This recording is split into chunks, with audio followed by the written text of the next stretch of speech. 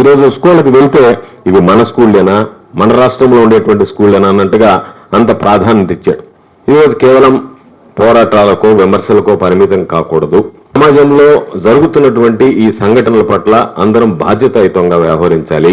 ఈరోజు అనేక రకాలైనటువంటి కార్యక్రమాల ధర్నాలు నిరసనలు అన్ని జరుగుతున్నా ప్రభుత్వానికి ఏమాత్రం చీమ కుట్టినట్టైనా లేకుండా మీ పని మీది మా పని మాదే అన్నట్లుగా వ్యవహరిస్తూ ఒక పక్క ప్రైవేటైజేషన్కి సంబంధించి ఎక్స్ప్రెషన్ ఆఫ్ ఇంట్రెస్ట్ కి సంబంధించినటువంటి టెండర్లు పిలవడం, వాటిని ఫైనలైజ్ చేసేస్తాం, దాని ద్వారా అనుకున్నటువంటి విధంగా మేము ముందుకు వెళ్తాం తప్ప మీరు ఏది మాట్లాడినా సరే చెవిటి వాడి ముందు శంఖం ఊదినట్టే ఉంటుంది తప్ప మా పని మాదే అన్నట్టుగా వ్యవహరిస్తున్నారు. కేంద్ర ప్రభుత్వం దగ్గరికి వెళ్ళి అనేక రాష్ట్ర ప్రభుత్వాలు పోటీ పడుతుంటాయి. మాకు ఆసుపత్రులు ఇవ్వండి, మాకివ్వండి అని చెప్పి ఈరోజు అడిగేటువంటి పరిస్థితుల్లో 17 మెడికల్ కళాశాలలు తీసుకొస్తే 7 దాదాపుగా పూర్తయ్యాయి. 5 మెడికల్ కాలేజీలు అడ్మిషన్లు కూడా ప్రారంభమయ్యాయి.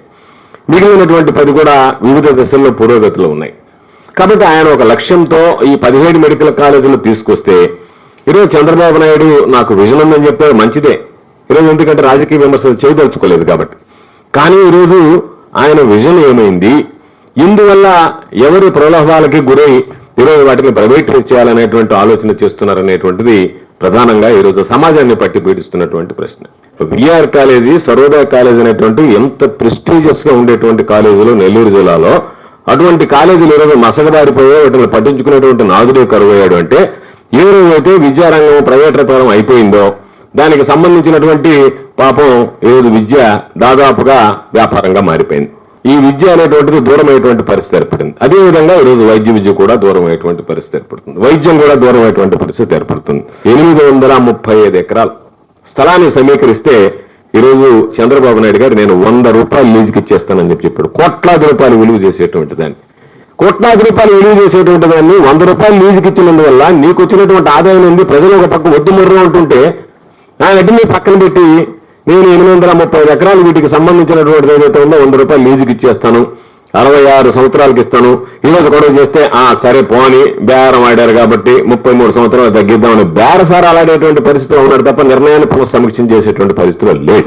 నీకు అనుకూలమైనటువంటి వాళ్ళకి కట్టబెట్టాలనేటువంటి దుర్మార్గమైనటువంటి ఆలోచన చేస్తే అది ప్రజలు ఆడుకున్నటువంటి ఆశిస్తున్నటువంటి లక్ష్యానికి గండిపడేటువంటి పరిస్థితి ఉంది. బడుగు బలహీన వర్గాలకు సంబంధించి ఎవరైతే మా బిడ్డలు వైద్య విద్యార్థులు కావాలి, వైద్యులు కావాలి అనుకున్నారో వాళ్ళకి వైద్య విద్య దూరం అయ్యేటువంటి నేపథ్యంలో అందరం సమిష్టిగా ఈ కార్యక్రమాన్ని ముందుకు తీసుకువెళ్లాల్సినటువంటి అవసరం ఉంది అని చెప్పి నేను అభిప్రాయపడుతూ, మొట్టమొదటిసారిగా మన నెల్లూరు జిల్లాలో క్యాన్సర్ సంబంధిత సంపూర్ణ వైద్య సేవలు ఇప్పుడు మన మెడికవర్ హాస్పిటల్ నందు అందుబాటులో.